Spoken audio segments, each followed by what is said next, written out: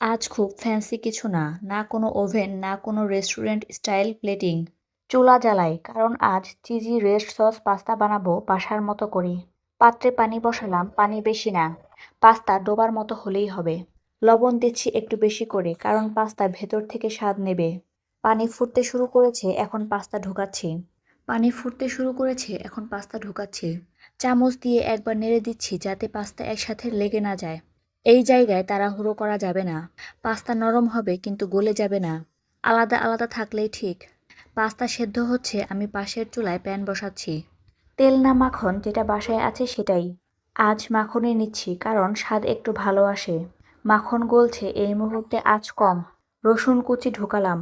রসুন বাদামি না, শুধু গন্ধ বের হওয়া পর্যন্ত। এখন পেঁয়াজ কুচি, বড় করে কাটা না, ছোট ছোট। পেঁয়াজ নরম হলে বুঝবো ঠিক আছে। ভাজা ভাজা করলে সস ভারী হয়ে যাবে। আজ সেটা চাই না।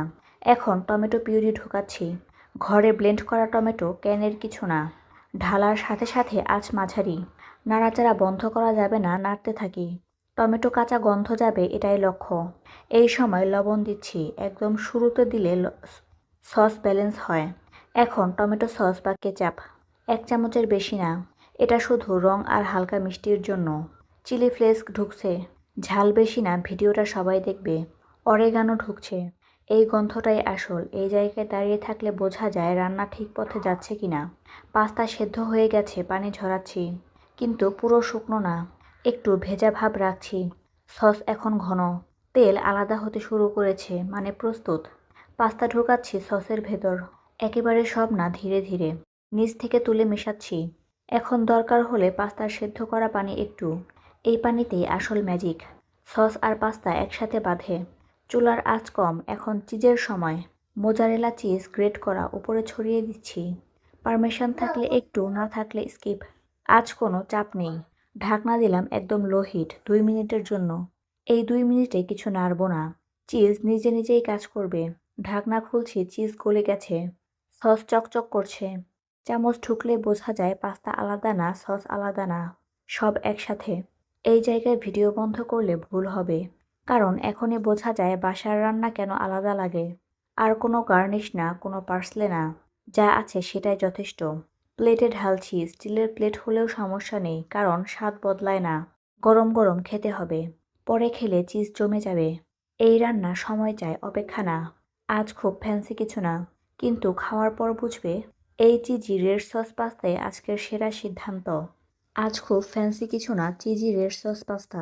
এই লাইনটা বলার কারণ একটাই। আজ দেখানোর কিছু নেই, খাওয়ার মতো কিছু আছে। চুলা জ্বালানোর পর প্রথম যে শব্দটা আসে সেটাই আজকের শুরু। এসি চললেও রান্নাঘর একটু গরম লাগে। এই গরমটাই স্বাভাবিক। আজ রান্না করতে গিয়ে কাউকে ইমপ্রেস করার চাপ নেই। কোনো ভিডিও ট্রেন্ড মাথায় নেই। শুধু ঠিকঠাক একটা প্লেট খাবার দরকার। শহরের বাসায় রান্না মানে হিসাব করে চলা। গ্যাস কমানো, ঢাকনা ঠিক রাখা, শব্দ কম রাখা, কারণ পাশের ফ্ল্যাটে মানুষ থাকে। এই রান্নাটা করতে গিয়ে বুঝি সব খাবারের আলাদা মুড থাকে। আজকেরটা আরাম চায়, অ্যাটেনশন না। চামচটা প্যানে পড়লে যে শব্দটা হয়, ওটাই বলে দেয় সব ঠিক আছে কিনা। এখানে কাউকে শেখাতে হয় না। চিজি রেড সস পাস্তা মানেই হেভি কিছু না। এটা আসলে হালকা ক্লান্ত দিনের খাবার, যেদিন মাথা কাজ করতে চায় না।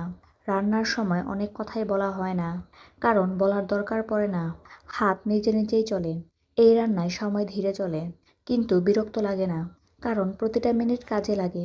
বাসার রান্নাঘরে দাঁড়িয়ে বুঝি আজ ফ্যান্সি না হওয়াটাই আজকের লাক্সারি, কারণ কেউ তাড়া দিচ্ছে না।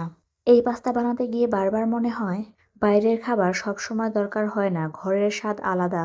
রেড সসের রংটা যখন ঠিক জায়গায় আসে, তখন আলাদা করে কিছু যোগ করতে মনে চায় না। কম থাকলেই সুন্দর। চিজ গলছে কিনা সেটা চোখে দেখা যায় না সব সময়, কিন্তু নেড়েচেড়ে নিলে বোঝা যায় এটাই অভ্যাস। রান্নাঘরের আলোটা একটু হলুদ। এই আলোয় খাবার আলাদা দেখায় না। বাসার খাবার বাসার মতোই থাকে।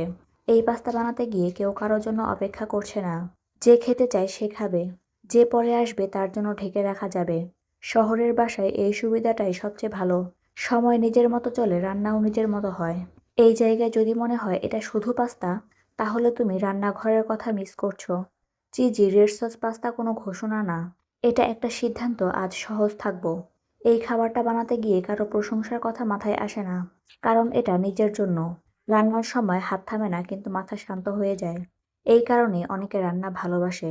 এই পাস্তা খাওয়ার সময় ফোন হাতে থাকলেও স্ক্রল করা হয় না, কারণ প্লেটটাই যথেষ্ট। শহরের বাসায় সন্ধ্যা নামার যে শব্দ, গাড়ির আওয়াজ, আজানের ভেসে আসা শব্দ, এই সবকিছুর মাঝেই এই খাবার। কোনো বিশেষ দিন না, কোনো উদযাপন না, তবুও খাবারটা ঠিকঠাক। এই রান্নাটা দেখলে কেউ বলবে না ওয়াও, কিন্তু খেয়ে উঠে চুপ করে বসে থাকবে। এটাই আসল response. Cheesy red sauce pasta মানে একটু দেরিতে খাওয়া, একটু বেশি শান্ত থাকা। এই খাবারটা গরম থাকতে ভালো, ঠান্ডা হলে আবার আলাদা লাগে। ঠিক মানুষের মতো। আজ খুব ফ্যান্সি কিছু না, কিন্তু দিনটা শেষ করার জন্য এর চেয়ে ঠিক খাবার আর হয় না।